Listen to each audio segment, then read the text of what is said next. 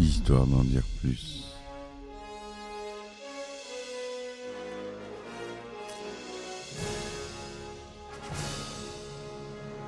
Eh ben attendez, on est en France. Allez, cul sec.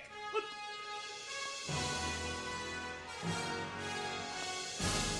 Personne ne peut le croire et pourtant c'est vrai. Ils existent, ils sont là, Tarnatata.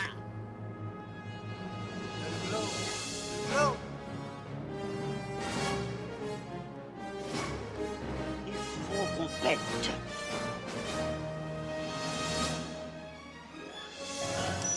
Voyons, circuit branché, convecteur temporel temporisé.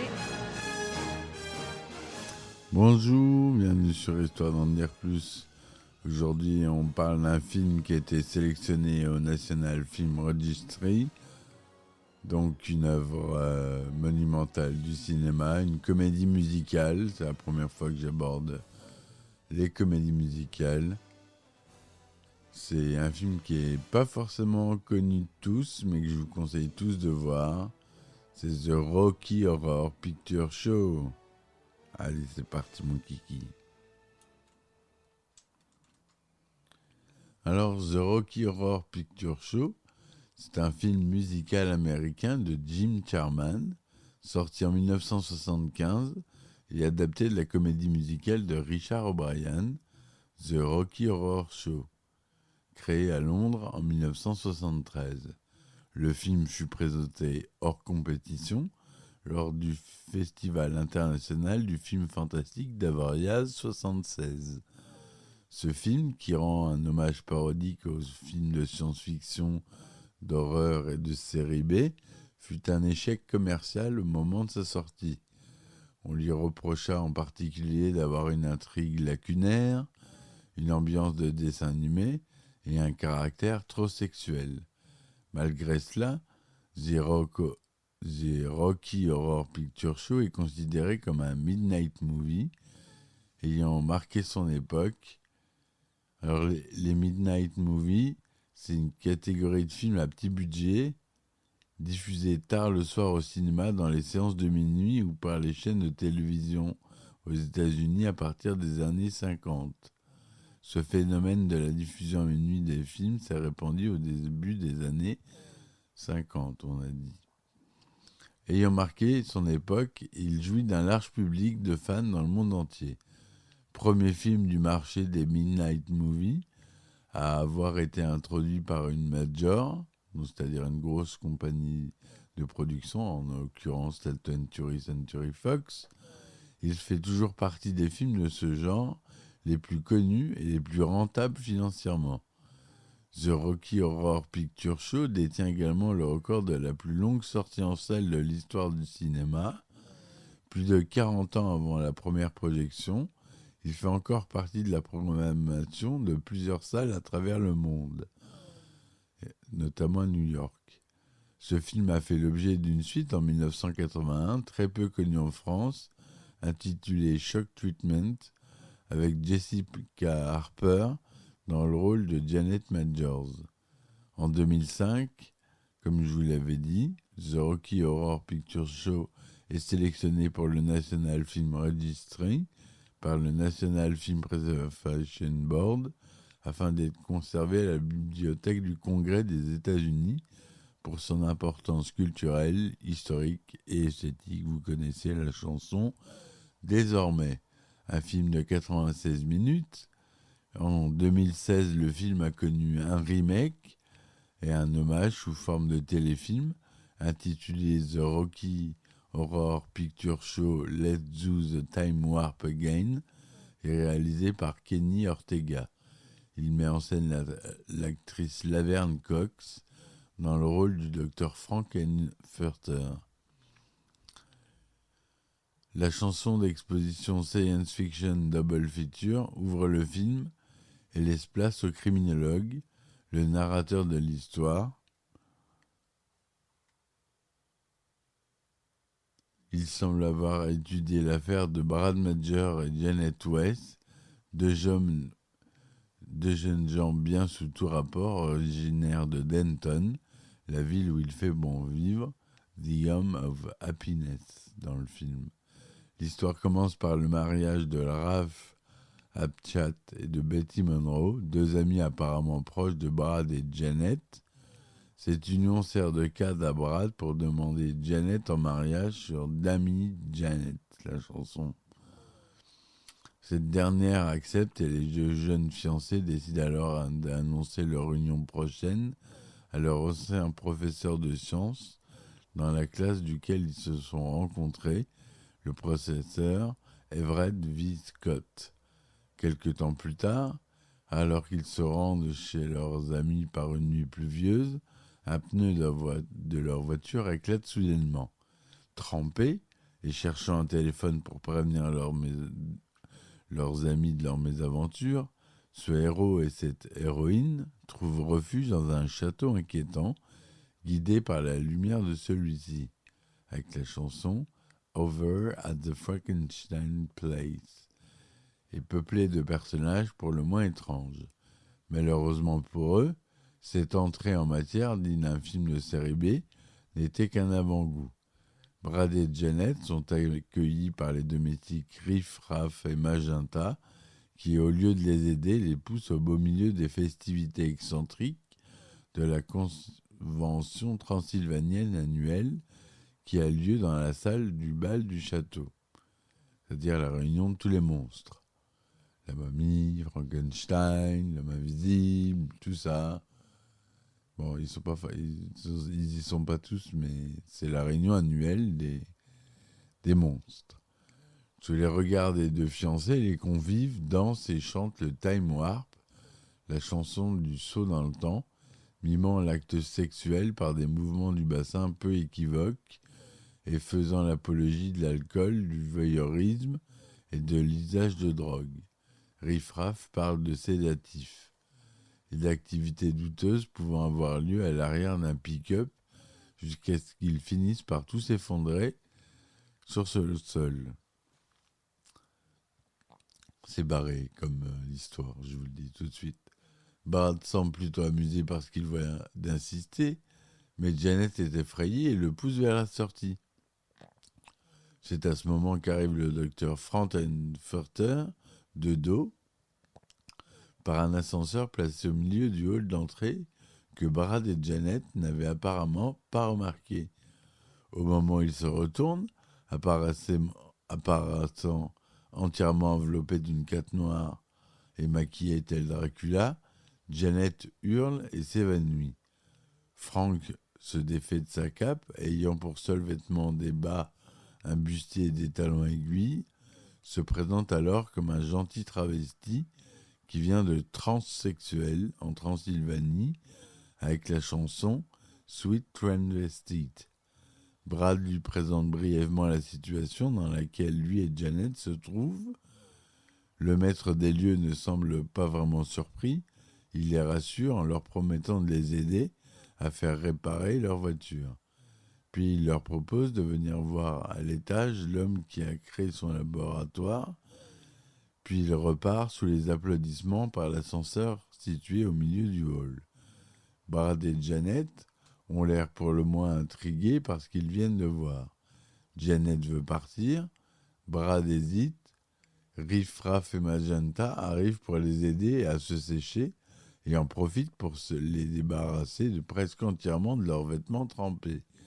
Maintenant en sous-vêtements, ils sont emmenés par les domestiques dans l'ascenseur qui les conduit au laboratoire où ils retrouvent Frank et tous les autres convives. Ils assistent tous à la naissance de Rocky, créature de Frankenstein créée de toutes pièces par Frank à des fins purement sexuelles. Rocky se présente sous la forme d'un bel homme musclé et blond en sous-vêtements dorés. Un peu perdu, il chante son désarroi dans Sword of Damocles. Frank offre à sa créature en cadeau de naissance un assortiment d'haltères afin d'entretenir son corps de dieu grec, en manifestant sa hâte avec I Can Make You a Man, la chanson.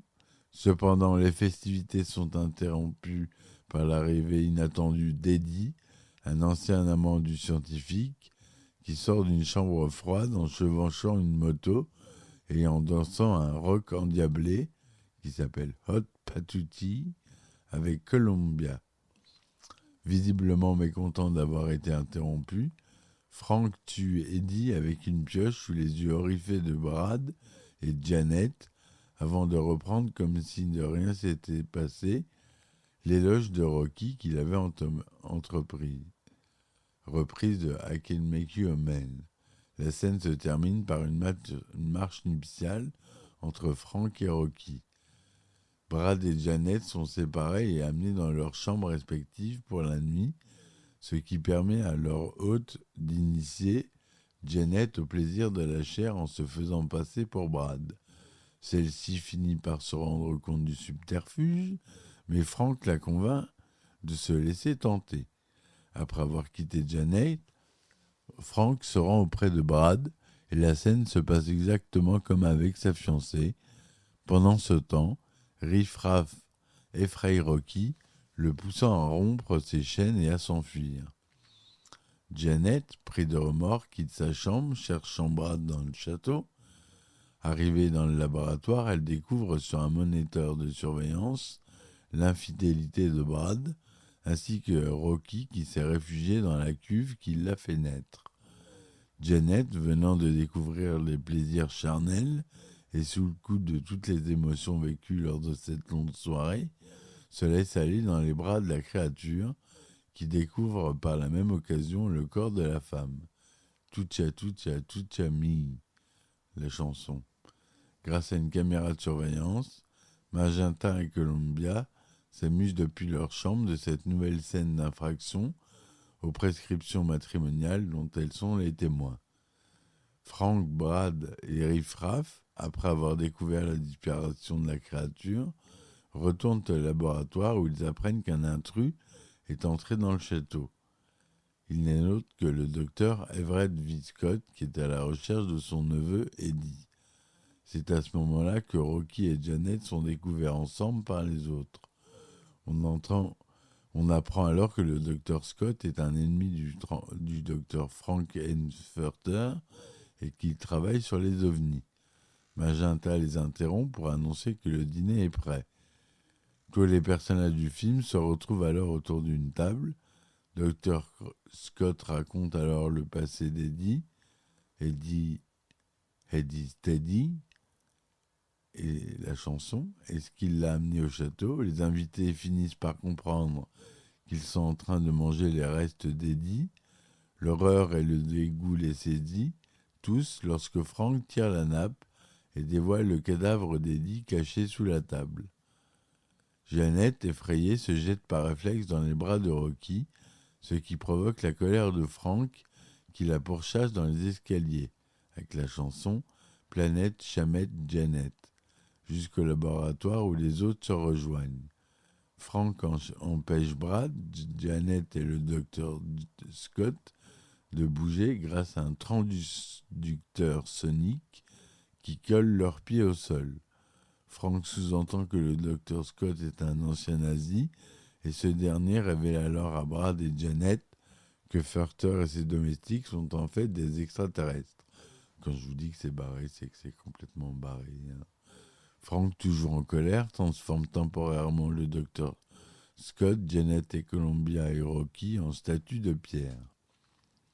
Frank les habille en sous-vêtements sexy, puis leur redonne vie afin de les forcer à participer avec lui à un show dans le cabaret du château, dans lequel chacun dévoile son histoire personnelle, avec la chanson Rose in My World. Mais le spectacle est interrompu par Magenta et Riff Raff. Ce dernier accuse Frank d'avoir échoué dans sa mission et d'avoir un style de vie trop extrême.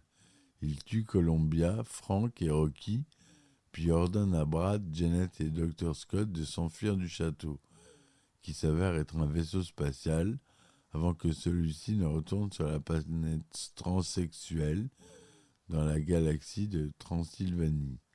Le film se termine par une scène étrangement pessimiste et lucide où l'on voit Janet, Brad et Dr. Scott ramper sur le sol avec la chanson Super Heroes, leurs vêtements déchirés à cause de l'explosion provoquée par le décollage du château, et une ultime réplique non moins étrange du narrateur, et rampant sur la surface de la planète, des insectes qu'on appelle la race humaine, perdus dans le temps et perdus dans l'espace, sans aucune signification. Voilà l'histoire de ce film complètement fou, qui est parsemé de musique, de chansons originales. C'est Richard O'Brien qui a créé cette comédie musicale, qui a créé les paroles et la musique, avec une direction de Richard Hartley. Au scénario, on trouve Jim Sharman comme à la réalisation et Richard O'Brien d'après sa comédie musicale. Le budget est de 1 200 000 $ avec 500 000 $ de promotion. C'est tourné en couleur Eastman Color, 1,85e, mono 35 mm. C'est un film anglo-américain, tourné en anglais, qui a rapporté plus de 175 millions au box-office mondial. Il est sorti avec une classification adulte au moment de sortie du film. Et en octobre 2010, lorsqu'il est sorti en Blu-ray, c'est interdit aux moins de 12 ans.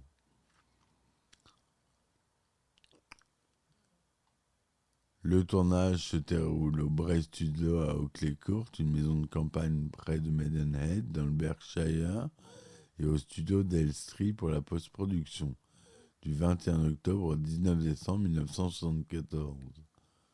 Oakley Court sert de lieu de tournage du château de Frankfurter. Le tournage de la scène du laboratoire et de la création du personnage principal se fait le 30 octobre 1974. Oakley Court est connu pour avoir été le lieu de tournage d'un grand nombre de films de la Hammer Film Production, dont le film instantanément reconnaissable est repris par le scénario. À l'époque du tournage, le château est plutôt délabré. Le tournage a eu lieu durant l'automne. Les conditions climatiques sont rudes et Susan Sarandon est victime d'une pneumonie. En 1997, le château Oakley Court est rénové et il est aujourd'hui un hôtel de luxe. La scène du dîner a été décrite spécialement pour le film et n'existait donc pas dans la pièce dans laquelle Eddie n'était d'ailleurs pas tué par Frank. La célèbre bouche que l'on aperçoit dans le générique du début est inspirée d'une peinture de Man Ray, Lips of Hollywood, et d'une animation de Terry Gilliam qui assure la transition entre le 4e et le 5e sketch dans le 16e épisode du Monty Python Flying Circus, l'émission spéciale dont je ferai un podcast. Les lèvres rougies sont celles de Patricia Quinn, alias Magenta. La voix est en revanche celle de Richard O'Brien, créateur du Rocky Horror Picture Show, qui joue le rôle de Riff Raff. Et oui, le créateur joue un grand rôle dans le film. Le film n'a eu que peu de succès lors de sa sortie en salle en 1975. Il faut donc redistribuer à New York aux séances de minuit, au Waverly Theatre, afin d'être rentabilisé. Petit à petit, un noyau dur de fans s'établit, connaissant le film absolument par cœur et venant à chaque représentation du film. Et au fil des séances, des lignes de dialogue alternatives ont été imaginées pour être intercalées entre les répliques des personnages, leur donnant un sens complètement différent, souvent comique ou à connotation sexuelle. Ainsi, avec le temps, cette interactivité évolua. Certains fans commencèrent à venir grimés comme les personnages, puis certains d'entre eux commencèrent à danser et à chanter sur les musiques du film. Les plus passionnés du film s'appellent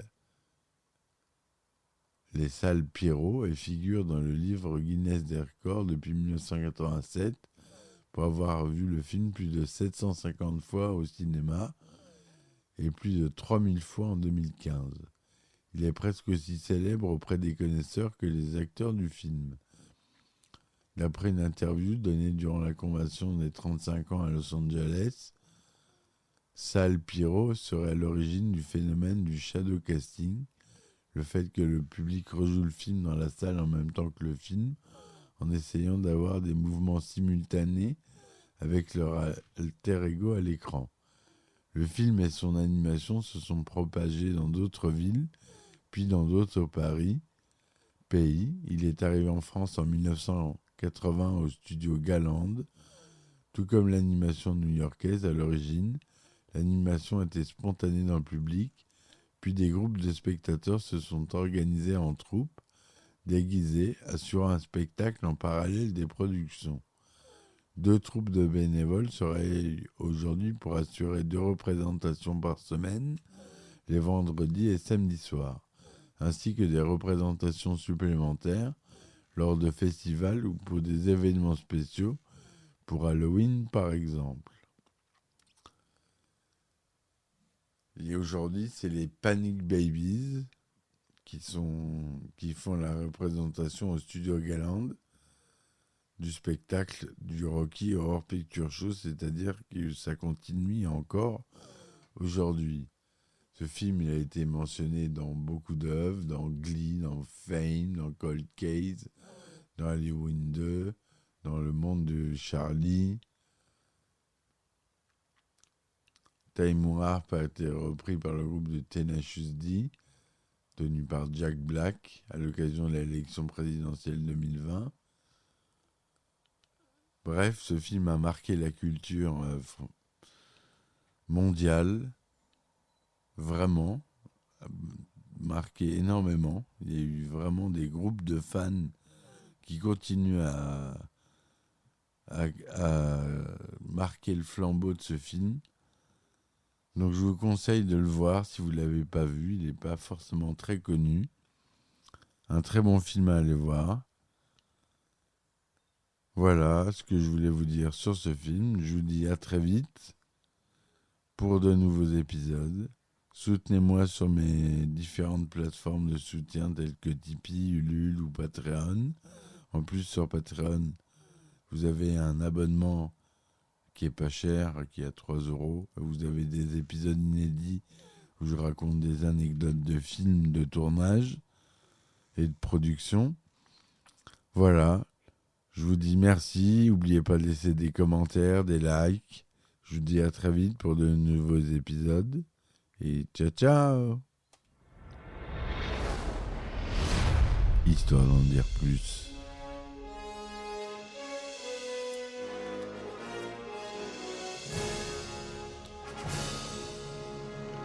Eh ben attendez, on est en France. Allez, cul sec. Hop.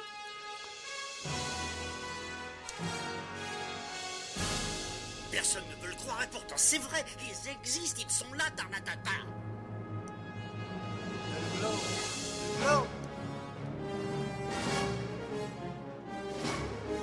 Il faut qu'on pète.